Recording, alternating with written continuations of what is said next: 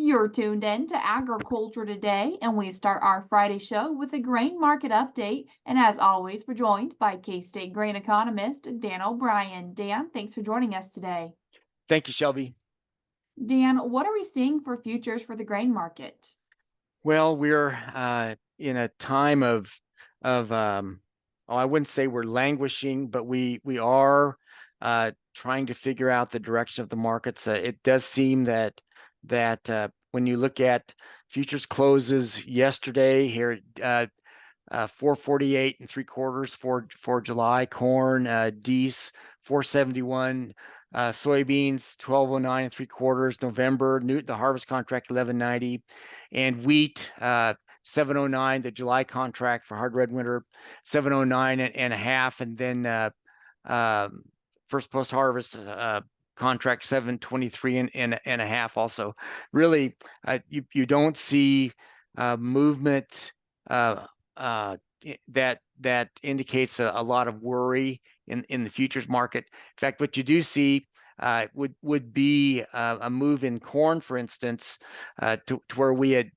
had been down as low as about 435, had jumped up to about 475. Now we're back to 448. So basically, we're in the middle of that range. That'd be for the July contract. I think this brings elements of seasonality in. I think we may have intended to talk about that later, but it's really at play here right now in the futures. And that here we've gotten through planting season in the U.S. There aren't really major concerns showing up that people are giving much attention to. Still, time value, you might say, in the markets of all of June, all of July, and August, September to get through, but yet the latest set of USDA numbers for corn, again, optimistic for yields. They're assuming normal conditions all the way through, really indicating no major shortfall in the grain markets yet.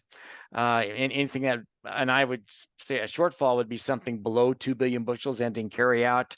I think their latest set of numbers were about 2.1 billion. So nothing major there yet.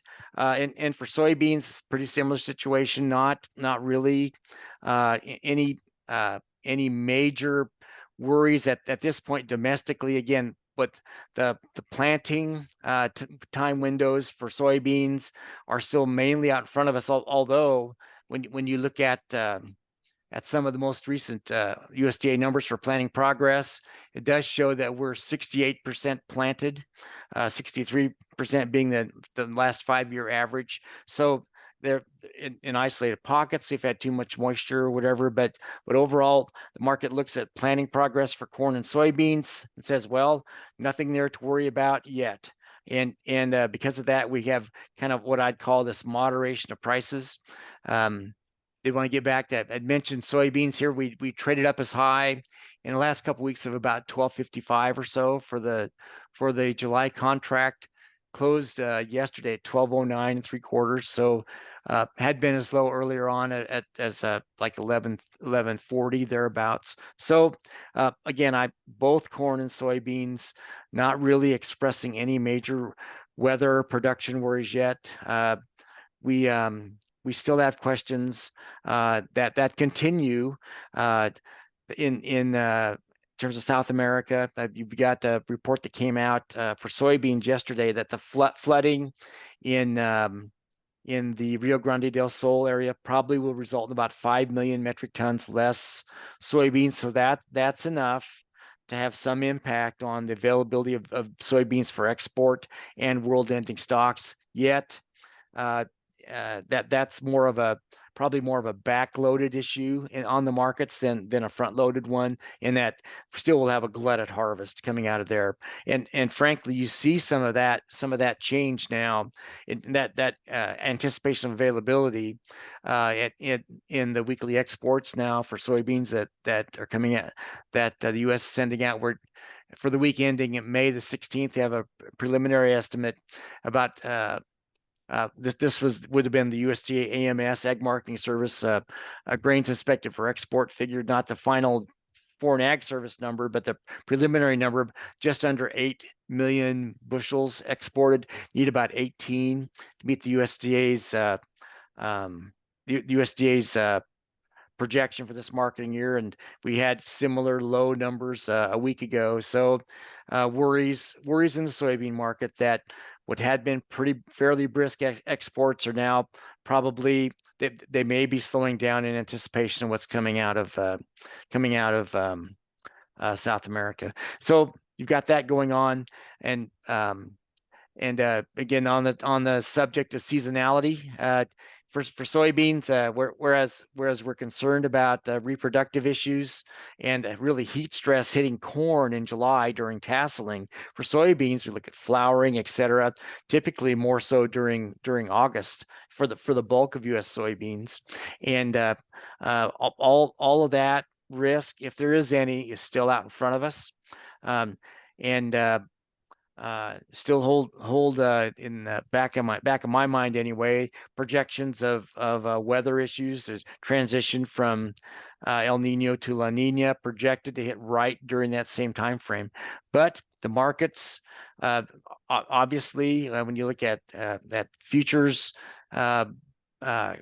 upfront markets for corn and soybeans, and also for corn and soybeans, they're not expressing any of that worry yet. So until it comes, we're going to assume normality and keep going. And that's frankly what the USDA numbers are, and whatever.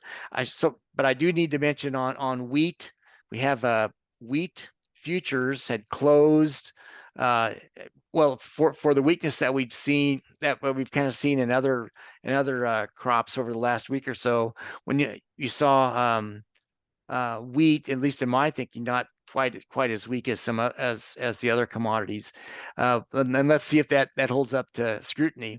So you had July close yesterday at 709.5, down about 10.25 cents. And again, at 7, sure, it's up markedly from where it had been. Again, we had seen wheat at its lowest at about 550. That was back on March 1st, had jumped up to about 625, had trended as high as about 740, and now down to about 709. So you've got it. Our short run point of reference is about the 740 number, and then you can be disappointed that if you're a seller, that wheat's down to about 709, but yet we're way higher than the 625 that we had seen before. I would like to add in, I read an interesting commentary, and it really came more out of Europe than in the US, where speaking about how the at least from one analyst's perspective, that the wheat market had been planning on large supplies, hadn't really bought a lot ahead, and that the recent run up in prices was kind of a surprise to the market. And of course, you and I have been talking about for a while how the USDA numbers, as they come out month after month after month, keep tightening up the projections for world's ending stocks of wheat, for world minus China ending stocks of wheat, again down to 18.6% on that May 10th WASDE report, and that's down from 19.4 last year, from 20.4 the year before, 21, 22, 21%, 23 in 20 and you're marking your 21, 22, and you just keep going back until all the way back to the recent high of 2015, 16, 25.4. So we're on this trend where we're tightening up world supplies, but yet, as long as Russia and Ukraine, frankly, but mainly Russia now, had adequate supplies, we had no problems in the wheat market, at least in terms of international millers, but got to this point, and that really hasn't. I guess I should say, it's not that it hasn't mattered so far till we get to this point, and now you start to see, well, gosh, prices have ran up. Have we been caught short? You could see this coming. It's kind of like the slow temperature increase on something that's boiling until there it is suddenly. Well, it's boiling enough that now we have wheat futures with $7 instead of 550, and we'll see where it goes from there. And Dan, on this past Wednesday, you did a webinar called Winning the Game, where you looked at the possibility of price outlooks. Yes, Mark Nelson from Kansas Farm Bureau and myself and Rich Llewellyn out of KSU Ag Econ put on these monthly at the end of each month through the growing season. And here on Wednesday of this week, we looked at just quickly outlook for corn, for soybeans, and for wheat. And basically, in so many words, for the coming market in Europe, in my own thinking, is about a 40% chance that the USDA's projection is right, and with this current set of numbers at about 14.6 billion bushels production, ending stocks at 2.1 billion bushels, and probably about a 60% chance that we have something less than their record high production through whatever set of maladies we have to deal with yet. Something closer to about 14.5 billion bushels ending stocks, about 1.8 billion bushels of that, and prices instead of the USDA's projection of 440, something closer to about 550. So that's a pretty dramatic, radical opinion, but yet just not willing to, even with decent weather so far, to say, gosh, we're going to have that high a yield in the U.S. As of yet. And we also looked at soybeans and projected that, well, the USDA's projection hinged on another record high yield, 52 bushels per acre, and the assumption we'll have normal production all the way through.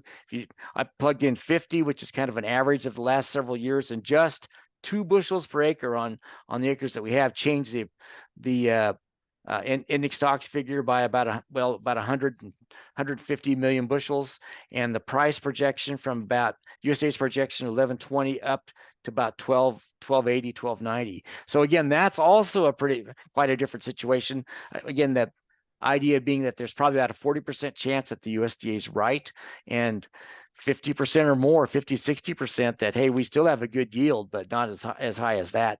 And then for wheat, we finished up on that, and had the USDA has projected $6 per bushel for their crops, 766 million bushels carry out, 40% stocks to use, and you have either marginally lower yields or higher exports because of these problems in the Black Sea region, both combining to give us a season average price that's above $7. And if short yields and international crop problems come, then you're above 8. So we were accused on that of being bullish. I don't know how in this market you can be bullish, but we're trying to be objective and weigh the risks of what's out there for the markets. And at least in my thinking, we're right in the window now. We'll be in June, July, August when the truth will, I guess it's truth-telling time to see what actually happens in the field in the U.S. and where these markets go. Dan, I appreciate you taking the time to join us once again and give us our grain market update. Thank you very much, Shelby. I appreciate it. That was K-State grain economist Dan O'Brien. We're cutting to a short break now on Agriculture Today, but we'll be right back.